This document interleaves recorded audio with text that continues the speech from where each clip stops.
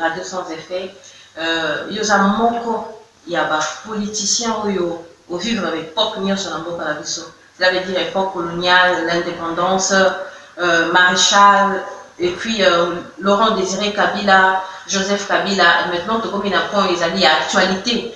Donc tous ces pélitos parce que aux autres représentés l'époque coloniale, aux rares il y a des vivants. Alors la Radio Sans Effet tout ça honneur voilà. Il y a vraiment des signes mingi. Les autres liés, tout cela par rapport à l'actualité. Et alors, tout le monde qui n'a pas la pas de troisième mandat pour Joseph Kabila, où va combattre, va venir à Hippolyte Kanambe, et tout le monde a mis ici dauphin à Chadari. Alors, Chadari a zali moko, où il a zali qui n'a qu'à celui de peste. Je ne sais pas, dès qu'il va venir ici Chadari, au moins il y a quand même des Joseph Kabila venu ici comme dauphin Chadari. C'est ça. Na tondi bino matondi mingi longwe na bise qui okoma awa kuta na biso na toso na mboka ya biso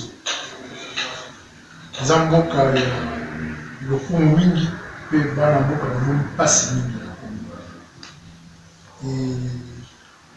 to ndimaki te lelo te makambo koleka ndenge leki mingi tokanasaki te motu makasi ya Hippolyte Kanambe il faut continuer et pour ministre sous le boulot colléca.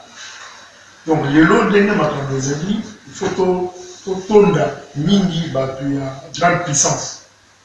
Communauté internationale autour de la communauté internationale, mais la grande puissance au contrôle le Congo. On peut savoir ma tondo, mais ndinga makambo l'équipe. Et mon amité, ma salle qui pression ma casse penza la Kanambe pour tokoma ici quand tokoma na ile.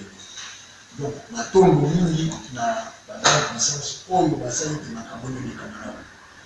Et puis, les camousous na César, il faut rendre à César ce qui est à César.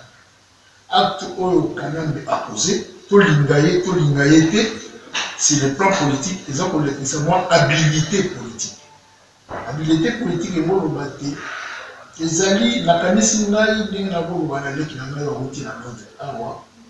Ngana zalini tu vois témoin ya histoire ya Congo de 1960. Et nakanisi c'est rare à Congo au monde na mokonzi ya Lingomba apesa Lingombo ya Lingomba à transmettre le pouvoir na kati ya Lingomba na ye de manière pacifique. Monde ya mona papa Mobutu, tout le monde ya mona papa Tshisekedi, tout le monde ya mona Bagizeka disait depuis 60, tout le monde a bateau, qui déjà dans le pouvoir dans 60, pour nous transmettre le pouvoir dans le Lingomba na Bango, ils ont dit extrêmement difficile. Mais à Kanambe a quand même eu, entre guillemets, une audace de transmettre même dans le Lingomba. Donc, moi personnellement, je salue l'acte, même si le leadership de Kanambe ne m'a jamais plu du tout. Mais je salue cet acte-là. Si le problème est dans l'opposition, il peut à la ça. Est-ce qu'on peut proposer un problème dans l'opposition?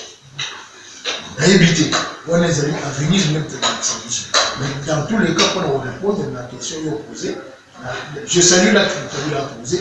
Même Soko est allé n'a pas préjugé, pas sous-entendu, totalement le manifeste. Si le plan manifeste, il a transmis là son pouvoir à un dauphin potentiel. Voyons ce que ça va venir. Ils allaient Poutine, on peut éviter. Mais tout comme ça va nous actuer, pour ça la mater, la en tout cas, la mécanisme là, Zara, la zone sérieux. Merci Mingi, papa Mbouitolandi, on a qu'à s'évoquer. N'engolobi maintenant, ils ont l'opposition. Oui, ils ont monté aux arnaques politique. Et puis, ils ont monté aux participé dans la élection en 2011. Donc, ceux qui ont raté pour le pouvoir en 2011, c'est parce que tu as quitté aux arnaques, sont balamoko, et puis tu as quitté dans moi, monté ma casse. Mais il y a des gens qui ont Chadari, malgré Kanam de ministre Chadari, les gens à Matobazoloba, ils ont blague, ils ont contrôlé, ils ont babilo comme on dit. Ils ont banni, ils ont fait que tout raté les sous-opportunités, ils ont dit en 2011, ils ont l'exception dans l'élection passée. C'est ça. Au moins, risque les alliés. Risque les alliés pour Kabila a sali 17 ans, je crois. Donc, le rouage de pouvoir en nous, ils ont beaucoup d'ailleurs. Il y a des généraux, des services de renseignement, tout donc pouvoir occulte, mon pays. Il y a tout. Pouvoir on a les alliés. Ils ont un ciment pour les alliés. Ils ont effectif, mais c'est un pouvoir caché. Mais les autres alliés ont moins chance manquée pour la communauté internationale. Donc, tout le monde opposé à l'Amérique. Azali mini l'acquaintance. Ndenge Clinton bazalaki na Kagame te. Po makambo ya Congo eza déterminé na l'extérieur. Na lopenza ba na Congo bazwa destin na maboko te. Biso to vivre na illusion que tozo contrôler makambo ya mboka biso. Lokuta makambo mboka biso ezali contrôlé par l'extérieur. Kuna ezali kaka bilinga tozo bunda na entre biso et kaka ndenge wana les décisions se prennent à l'extérieur. Les décisions réelles se prennent à l'extérieur. Donc, les lots, tous en a moins chance de le président on a l'Amérique au Yaye, a chamboulé chez moi on est sur la Clinton. Donc, contrôle pouvoir, oh il y a toutes les années, pouvoir de Clinton, on peut besoin de Bobani. On peut pas s'exposer, dans muscle, dengue bataille pour l'accélération. On peut pas commettre Obama. Et puis, et pour la première fois depuis 50 ans, l'université a fait le pouvoir au Congo. Pouvoir depuis 50 ans, ils ont beaucoup de postes primaires. Bateau Bassara a 3 ans, 4 ans, et il y a une école là-bas, au Canada, mais écoute, il va éviter soit 6 écoles primaires. Donc, il y a Bateau Battani, c'est classe, Bateau Bassara na Mobutu, pour Bassara entouré, on est Bateau Battani, ça y est. Azaki prend un analphabète. Donc, les animaux ont chance pour monter à cette quand même étude universitaire, ils ont moins esprit critique. Donc, pour faire ça, ils ont chance. Ils ont la Bemba, ils ont la Chadari. Ils vont dire que conception à pouvoir et que ça la conception beaucoup différente, là, on va dire presque l'étude. Donc, tout le monde, des fois, l'intellectuel congolais est capable quand il est au premier plan. Puisque jusque-là, l'intellectuel était sous la gouvernance du primérien. Moi, le pouvoir de Mobutu, le pouvoir de Kanambe, ils n'avaient pas pouvoir, ils avaient un complexe d'infériorité.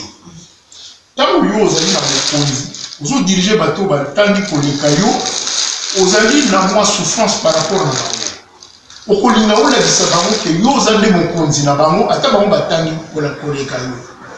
Nga naza na témoignage moko ya Kabila père azotenir conseil des ministres na baministre na ye ministre moko azalaka wana avandaka mingi na Allemagne komone Mbaya atiaki ministre ya reconstruction azali kozwa ampleur mingi na baconseil des ministres so Kabila Kabila a dit tout le temps pour rappeler que n'oubliez pas ici les chefs chez moi. N'oubliez pas ici les chefs chez moi. Donc, il y a un complexe d'infériorité. Alors, mon toit dans un complexe d'infériorité, il y a un disait, à Kolinga, à Komisa Bango, le Kolaye, il y a un gouverneur, il y a banque, il y a un professeur d'université, à Kolinga, il y a un continent. À lui, à Kenya, il y a $200 000 dans la banque centrale de la Naya. Il y a un Kobanga, ok, il y a un moyen de règle de la gestion financière, et ça, on a été. Mais yo, aux autres, on a été mon conduit.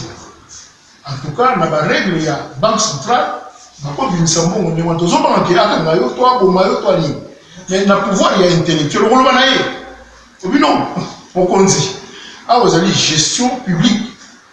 Donc, vous avez mon salaire, mon salaire l'État, le col. Donc, il faut que sambo, il faut remplir la procédure des alliés pour la banque centrale. Donc, soit pour l'Ongolayo, voilà. Quand vous avez un pouvoir intellectuel, autant que vos opposants, dans mon Jean-Pierre Bemba, donc pouvoir majorité au Kéka Chagal. Voilà, tout le monde est déjà opposé Jean-Pierre Bemba, candidat à Jean-Pierre Bemba, parce que Baza est belé, Fayoulou, Félix Tshisekedi, bon, Baza n'a top, dans le Congolais, il y a Félix Tshisekedi, il y a Jean-Pierre Bemba, Baza pesé. Tout le monde est déjà au Jean-Pierre Bemba. Et Baza est belé, professeur Matoulou aussi, Baza est intellectuel. Baza sur 27. Baza est belé, maman. Mais la tenue autour du coup, tu n'as qu'à tirer là, on va aussi ça. On comprend déjà la question là. On a des réalistes. On a dit que l'élection, les alliés indications, les alliés indicateurs, on a des décideurs internationaux, yeba, mutuni bagocha. Yeba, national no mingi na radio. Na loba na yoke, bana Congo mingi, batanga loi fondamentale de 1960. Oyo constitution, oyo tozwa na indépendance. Batanga te l'intellectuel. Comment on t'a fait pour gagner discuter en mingi. Donc, ce qu'on a dit, c'est vérifier le comment un terme indépendance est athée, la loi fondamentale. Les athées. Article 47, 48, 49, Balobi sont pour cette élection, la Congo élection ici. Roi Baudouin pour un formateur, n'est pas ça la Belgique. Si on a connu formateur, on a ce roi à recharger, à contact, dès que ça va, bon, contact, on a représenté le roi projet du gouvernement. Si le roi a décidé, là, il a premier ministre. Ndenge et comment lui, ndenge wana maman, on a maman et comment ndenge wana, donc, biloko wana échange à terre. Bana Congo, il va changer en 64. Les Tchombe a commis Mokondi. Les Tchombe a commis Mokondi na Congo. Les Tchombe a commis Mokondi na Congo. Basali conclave ya Lulabou. La ministre constitution à Sika. Basali l'élection législative. C'est quoi il y a l'élection présidentielle de 65. Donc, c'est-à-dire, dans Congo, dans 65, dans 64, dans Tchombe, il va récupérer la souveraineté. Donc, les babouis, il va faire un coup d'État en Amérique. Comment dit Mobutu, donc, Mobutu, donc, pendant 65 000 Mobutu a place à Belgique des Amériques. Donc, il y a un commandant qui tutelle politique du Congo. Donc, là, nous avons le lobby Chagall, le lobby Bemba. Donc, moi, je suis réaliste. Je sais que ces élections, ce n'est qu'une indication. Ce n'est pas ça qui va déterminer que le Congo va se destin pour nous. Nous avons commis prêter. La mise sur les mapaya, nous avons commis prêter à la souveraineté. Donc, ils ont dit, Ganda, Donant, Mobutu, tout un exercice. Est-ce que nous sommes maintenant. Nous comprenons les choses, ou pas. La nonante, pouvoir le nom de Mobutu, Tshisekedi a été nommé, je crois, 2 ou 3 fois Premier ministre. Mais quand il est entré dans les affaires, on s'est rendu compte que nous sommes rentrés comme en 60. Ils nous ont encore arraché le pouvoir. Pourquoi? Mais puisque, quelle est l'image que nous donnons à l'extérieur? quelle est l'impression que nous donnons, nous, Congolais, à l'extérieur? C'est chaque fois, quand nous faisons notre opposition, nous ne voulons pas des autres. Nous montrons que nous sommes des extrémistes. Nous montrons que nous ne voulons pas des étrangers chez nous. Nous montrons que le Congo, c'est pour nous, ce n'est pas pour quelqu'un d'autre. Mais nous avons des extrémistes, la droite extrémiste, c'est comme le pouvoir. Nous avons une expérience, ma classe, il y a un pouvoir extrême. Il y a la guerre, donc Hitler. Il y a la guerre, par exemple, nous sommes en guerre, nous sommes des extrémistes. Des gens qui se croient supérieurs aux autres, qui veulent imposer leur vue aux autres par la force si besoin est. Donc, dans l'image, on a des choses qui sont à l'extérieur. Et ce qu'on a dit, même là, il y a des épaisses, il y a des gens qui ont dit, les gens qui ont dit par l'extérieur, on a dit, ah, c'est vrai. Donc, biso, ce que tu as dit dans la carte politique, tu as dit que tu vas exciter, tu as dit que tu vas envoûter. Donc, les gens qui sont dans la religion, Jean-Pierre Bemba, chef des rebelles, aux autres extrémistes. Non, tous les Congolais, nous avons ça dans le sang. Tous les Congolais. Le problème, c'est que nous sommes dominés par les plus forts que nous. Dans le moyen, tout l'accent, madame Ezaki. Mais c'est quoi le biso élite politique? Donc, on a dit, tu connais toi-même. Tu ne peux pas faire la politique si tu ne connais pas. Mingi, komita la kate, komiye bakate, komita la kate, komiye bakale te ova na poto. On a poto, osa yo moko. Mboka va mindelo. Donc, on est obligé, on va nous réfléchir, mais nous s'en sortir. Donc, on peut dire raison à Jean-Pierre Bemba Tamazoloba. Napoli, expérience et prison, était inga, et puis l'âge était inga. Aux autres expériences, Jean-Pierre Bemba, à Jean-Pierre Bemba, tu as 10 ans passés. Et Jean-Pierre Bemba, ancien chef des rebelles, maintenant, Azar Moto a quand même favori là-bas congolais. Aux autres, on a la situation de la RDC, la difficulté de ce Jean-Pierre Bemba est capable de prendre la place où peut-être Etienne Tshisekedi devait le faire. Parce qu'aujourd'hui, il faut que Motazana et Lopoana, c'est Jean-Pierre Bemba. À l'objet, le comment va l'objet, hier, Azo connaît l'unité de l'opposition. C'est ça. Et ça, il est c'est ici bateau. Mais tu vois Jean-Pierre Bemba capable de réaliser et le à l'objet. Voilà. Même là, dire une chose et la réaliser, ce sont deux choses différentes. Prédire une chose, être capable de le faire, ce n'est pas aussi facile que ça. Là, il y a intéressant, là, il y a une élite politique, surtout dans la poto, au moment lumière, na bano yo botiwana, le roboti bano, awa, na poto, le baké na mboka na bango, au moins la réaction est en ligne. Donc, il y a un plus. Il y a un plus. Et, Ngaï Nder Nazali, on a besoin, encore la barrière que nous savons, dans la tambour, presque, nous savons. À un moment donné, nous avons un exil. Nous avons un même bazar sur ma or pour le comptoir. Et batozo ya ko développer ba mongo pa bina na zo sala ko ba mission na or zo sala na mission or le bazo na mbele o ko bitu na o mabe o mo na mo zo na tinati. Mais pour ekomba kongala ndenge yola tiwana il faut bacha mona moto bacha acide basa ko bazo lamba mo pona ba impurité wana surtout et si là au moins les coups kongala. Donc les alliés épreuve de feu. Épreuve de feu wana c'est ah, au moins, comment on dit, palata, au moins la valeur dans mon. C'est la même chose dans mon opinion. Un homme qui n'a jamais connu des épreuves de feu, qui n'a jamais connu des chocs dans son existence, il est moins mûr que celui qui les a connus. Donc le Bemba d'aujourd'hui, c'est vrai. On le veut ou non, il est différent du Bemba d'hier. On le veut ou non. Mais est-ce que sera-t-il la mesure de... On remarque, parce que ça, on peut affirmer. On remarque quand même changement. Il y a Jean-Pierre Bemba, il y a 10 ans, par rapport à l'âge et changement, ou bien par rapport au Blingoyo qui attend qu'un grand politicien d'un message à Zopé, ça on va finalement pour réagir après son discours. C'est ça. Donc par rapport à discours, on a qui est quand même est différent. Ouais. C'est par rapport à quoi? Non, c'est par rapport à des faits.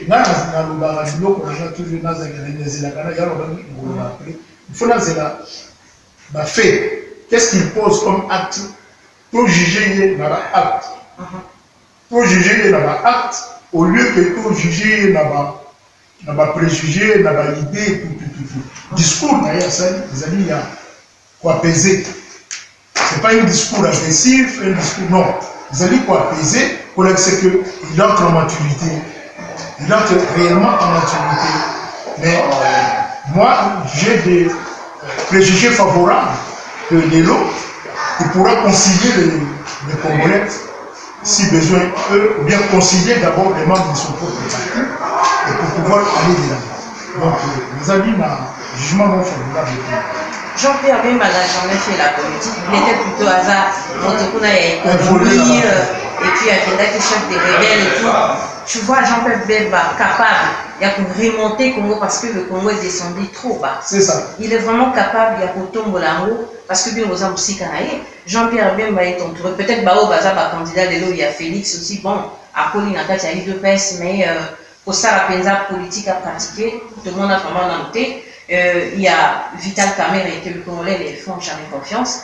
Il y a qui encore professeur Matoumi aussi dans la Kisi Penzake, de quoi est-ce qu'il est capable. Il est aussi moins connu, pas assez populaire.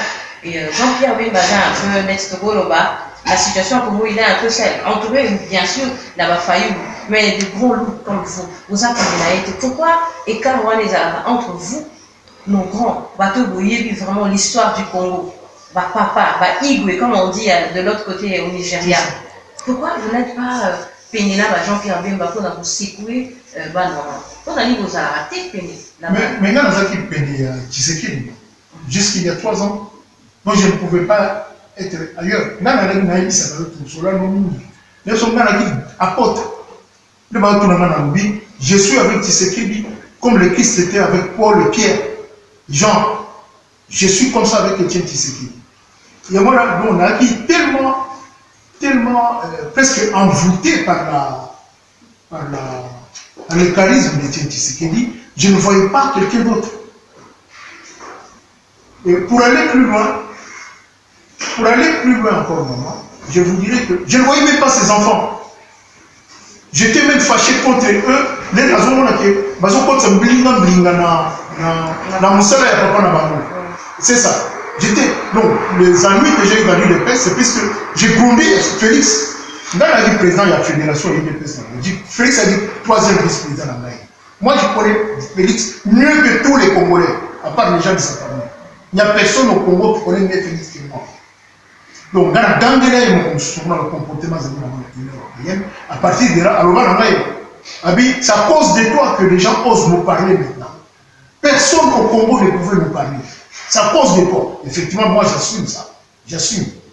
Mais vos amis, vous prenez la démocratie. C'est à cause de vous, personne ne pouvait nous parler. Cela veut dire qu'on a vos amis, c'était aussi... Non, c'est-à-dire que quand on a même mené Bisso, dans Nzela, où il y a commis à Bango Lelo. Mais nous, moi, je ne voyais pas ça. Moi, je voyais des choses telles que c'était écrit dans les statuts des libertés. Mais j'avais un profond respect pour la famille. Un profond respect, maman. Parce que moi, j'ai vu des conditions dans lesquelles le président est arrivé ici. J'ai vu comment sa femme était quand même assez autour de lui, tout ça. Moi, ça m'avait beaucoup touché. Moi, vénération à maman. Donc, je ne m'attendais pas que nous besoin qui botte comme ça m'a tout droit. Mais après, épreuve moi, quand on a amélioré la conception de la politique. Donc, dans son je ne dis pas que c'est la mesure des faits. L'essentiel, c'est entrons d'abord dans une nouvelle voie. Une voie, puisque les lots Jean-Pierre, la lobby n'a été nous, dans l'Occidentaux. Pouvoir, il y a Jean-Pierre, dans moi, dans ma mère, il y a mon bouddhisme. Ils sont de ma mère du moboutisme. Il n'y a pas un pouvoir que moi je déteste au Congo comme le pouvoir du Mobutu. Mais cela ne veut pas dire qu'on va jeter tout l'enfant de nous de non. Donc, il faut qu'il y ait de la malin, on va pas supprimer tous les Mobutistes, on va pas supprimer tous les Tshisekedites, on va pas supprimer tous les Caméristes, pour que des gens les générations, pour former ma génération de Zoya. Bon, on a exemple de Nabiso, ils ont l'exemple, il y a Makassi, et petit à petit, dans le mine, le balotique, il y a une place. Ah, maintenant, il commence à comprendre, maintenant 20%, maintenant 25%, maintenant 30%. Mais nous, on ne sait même pas gérer d'abord nos propres partis. On veut avoir un pouvoir totalitaire de l'État, exclure les autres, mais c'est ça qu'on a fait en 60. Nous sommes où aujourd'hui? En 60, Matata, et tout. On se s'effondrait. Tirez-le. Papa Amboui, machine à voter, des problèmes où il posait des soucis. Vraiment, pas si la carte est et tu éviter pour la machine à voter, Jean-Pierre Bembazola Ndayo, Félix et les autres. Beaucoup pour la problème, il y a machine à voter. Faisons ce qui est possible de faire. Ils allaient passer pour la opposition, ils allaient la rivalité politique. Il y a une première opposition. Il y a une opposition de l'autre, ils allaient là, catholique, comité de coordination laïque. Bango a une communauté opposition. Opposition et nous avons acheté pour nous. Il y a un moment peut-être comme une sadène, puisque c'est le seul qui n'était pas là. Quand on a acheté toutes les consciences là, c'était le seul qui a échoué.